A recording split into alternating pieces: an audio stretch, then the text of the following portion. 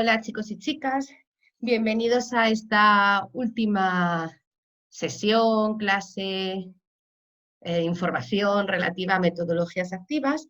Vamos a ver los últimos coletazos de esto que os habíamos estado contando en estos días. Vamos a comenzar por aprender a aprender o aprendizaje basado en investigación. Ya sabéis que es una competencia fundamental el que los niños aprendan a aprender. ¿Qué queremos con esto? Lo que queremos es que el niño, a base de investigar, siempre bajo la supervisión del profesor, del docente, vaya conociendo lo que tiene a su alrededor. Queremos establecer vínculos entre lo que es la formación académica, lo que es el currículum prescriptivo y las diferentes áreas de investigación, pero no entendáis la investigación en el propósito de fórmulas de investigación científica, sino en la intención del niño, de la niña, de investigar, de aprender, de buscar. ¿Qué nos permite esto? Este tipo de metodología nos va a permitir que las conexiones, que los aprendizajes se queden mucho más anclados, de una manera más definitiva, que los aprendizajes no se olviden, no se omitan con el tiempo. El alumno además va a estar motivado, va a ser protagonista del aprendizaje. ¿Por qué? Porque él va a estar implicado, va a ser un sujeto activo. El docente, nuestra función como siempre, es facilitar dicho aprendizaje, que el niño pueda desarrollar estas habilidades y estas competencias. Es fundamental que el niño sepa hacer y sepa ser. Son tres partes de un todo. Es decir, hay que saber lo que el niño sabe. El niño tiene que conocer cuál es su base para poder, a partir de ahí, establecer, planificar qué pasos necesita seguir para poder encontrar ese conocimiento que está buscando. Además, esto le va a dar una motivación intrínseca total. Va a favorecer la necesidad que tenga y la curiosidad por aprender. Es decir, como veis, todo este tipo de metodologías que estamos viendo continuamente en estas sesiones tienen una base principal, y es que el alumno, a través de los diferentes métodos, de las diferentes estrategias, de los diferentes métodos días a días, el día a día que les vamos proporcionando, nuestras ideas, nuestras sugerencias, todo lo que tienen a su alrededor, el niño sea el protagonista de su propio proceso de aprendizaje y poco a poco ese aprendizaje vaya construyéndose de una manera mucho más eficaz, mucho más fija. Aprendizaje colaborativo, tan en boga, tan de moda en estos días. Parte de un postulado constructivista, como la mayoría de todos estos métodos, que busca conocer diferentes perspectivas para poder abordar un determinado problema. ¿Por qué? Porque si el alumnado está colaborando, cada alumno, por sus características personales, por su proceso madurativo, por sus inquietudes, sus conocimientos, va a aportar diferentes modos de ver las cosas, diferentes estrategias de solucionarlas. Ellos son los que establecen los objetivos y los métodos y las metas a las que quieren llegar, pero además tiene una gran capacidad de responsabilidad cada uno de esos miembros del equipo. Esto no es que cada uno haga su parte y luego se suman, no. El trabajo tiene que ser conjunto desde el primer día. Si una pata no funciona, el resto del equipo no va a poder cumplir y cubrir la tarea. Además, favorece una parte fundamental en el desarrollo de nuestro alumnado. Es la parte de autoestima, de autoconfianza, de independencia, de buscarse, vulgarmente diríamos, las castañas. Es decir, ellos, a partir de sus conocimientos, tienen que saber ceder y tienen que saber imponerse en determinados momentos. Es decir, necesitan ir desarrollando una personalidad, una manera de ir afianzándose en el mundo en el que vivimos. Se fomenta muchísimo el pensamiento crítico, y además van a poder comprobar y observar sus potencialidades y sus flaquezas. Y se van a ver reflejados en muchos momentos en los otros miembros del equipo, para bien y para mal. Y eso les va a ayudar a ir construyéndose como personas. Además, fomenta la igualdad entre todos los miembros del equipo. No va a haber un único líder, todos en algún determinado momento tienen que ejercer esa función de liderazgo sobre el resto del grupo. Nos va a permitir además la maduración personal. Nos va a favorecer una evaluación procesual. Es verdad que se busca un fin, pero lo fundamental es que todo ese proceso siga unas pautas, siga unos procesos que nos permitan llegar a ese fin. Con lo cual, al ser un continuo, nos va a permitir el poder modificar en algún momento la metodología que se esté llevando a cabo, los objetivos que nos hayamos planteado, la meta que queramos conseguir, pues teniendo que a lo mejor rebajarla o al contrario, es una meta muy asequible y hay que subirla. Y además va a favorecer que todos trabajen en el mismo barco, es decir, que todos vayan hacia un mismo fin. Entonces, nos va a favorecer mucho el día a día en el aula. El portafolio. El portafolio en sí no es una metodología para conseguir algo, sino es un modo de registrar, una colección de pruebas para ver que el aprendizaje se está completando. El portfolio puede ser un portfolio tanto del alumno como del docente. A nosotros nos va a también permitir el tener una cantidad de registros grandes de cómo es la evolución de nuestro alumnado, y a ellos les va a permitir una autoevaluación continua. Como veis aquí, os pone en la diapositiva todo lo que se puede registrar. Es un tipo de evaluación que podemos adjuntar a la evaluación tradicional, lo que podrían ser las notas de los exámenes, la nota el tanto por ciento que les damos a los exámenes, a la libreta, al trabajo en el aula. Aquí podemos recoger todo eso, pero además podemos recoger esas pequeñas preguntas que les hacemos en el día a día, esas pequeñas actividades que a lo mejor en un determinado momento se nos ocurren. ¿Qué favorece? Favorece el tener muy claro los objetivos a los que vamos a llegar, que el alumno pueda comprobar que todo su trabajo es valorado. Un alumno que a lo mejor pues, a nivel intelectual no es brillante y que sus exámenes, por decirlo de alguna manera, aunque se esfuerce muchísimo, nunca van a tener el resultado que él quiere y que de él se espera, pero con el resto de trabajos que se llevan a cabo va a poder sentirse de una manera mucho más, por una parte, evaluado más objetivamente, perdón, que cambié de diapositiva, y por otra parte, el tener en cuenta que todo su trabajo se evalúa. No que me la salté, ya la tenéis anteriormente. Las unidades integradas. A ver, las unidades integradas, las tareas integradas, sí que puede ser una metodología que con la implantación a lo mejor de la LOMLOE vamos a tener un poco más actualizada, porque lo que se plantea es seleccionar, organizar actividades vinculadas entre sí, y todas esas actividades las vamos a destinar a una tarea final. Es decir, trabajaríamos las competencias desde las distintas áreas del conocimiento. Como podéis ver, en la LOMLOE nos decía que lo que se pretende es que la ordenación curricular no sea tan estanco, sino que las materias estén interrelacionadas entre sí. Con lo cual, este tipo de tareas, de unidades, nos lo pueden facilitar.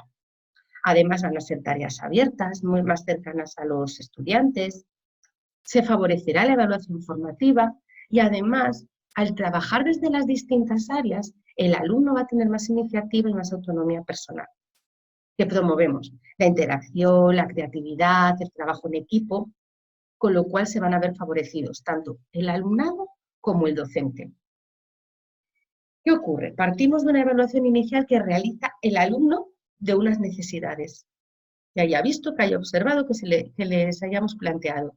Y a partir de ahí buscamos cómo poder arreglarla, cómo poder solucionarla a través de diversas tareas. Eso sí, tenemos que proponerlas de tal manera que sean asequibles al alumnado. Algo que él, con su esfuerzo, con su análisis, pueda llegar a solucionar. No podemos plantearles ideas imposibles, porque se van a frustrar y van a ver que, aunque hagan el esfuerzo, aunque trabajen, no van a poder llegar a una solución. Vamos a unir los contenidos curriculares de las diferentes materias con el trabajo de las competencias a través del diseño de actividades y de tareas de enseñanza y aprendizaje. Como veis, os expone claramente los pasos que habría que seguir. Son pasos que muchas veces nosotros ya establecemos a la hora de plantear las tareas y las actividades en el aula, pero lo hacemos a lo mejor única y exclusivamente desde nuestro área.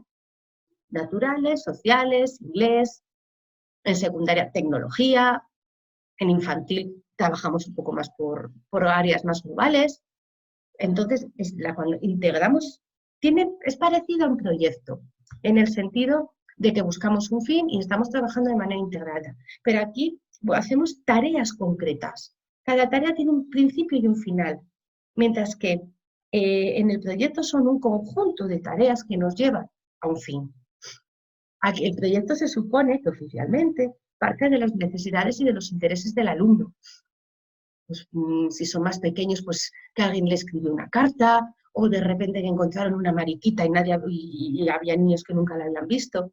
Aquí son necesidades más reales.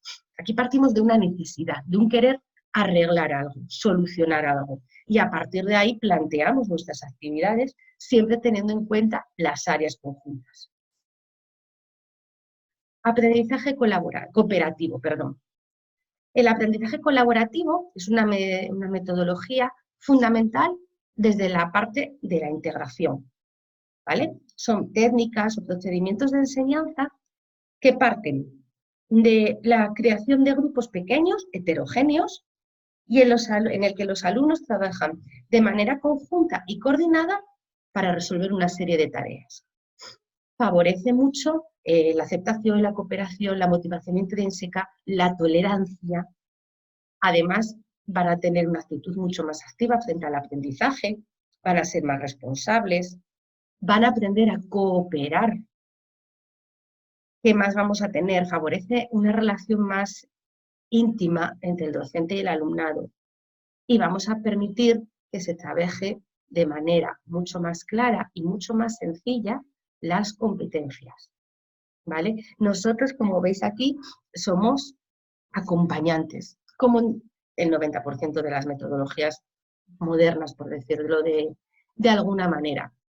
Entonces, podemos trabajar desde muy pequeños este tipo de metodología en el que cada uno tiene un papel, en el que existen ya unas técnicas planificadas y que nos va a permitir el que el grupo, por ejemplo, sea mucho más homogéneo. Aunque los grupos sean heterogéneos, vamos a conseguir crear un grupo más homogéneo.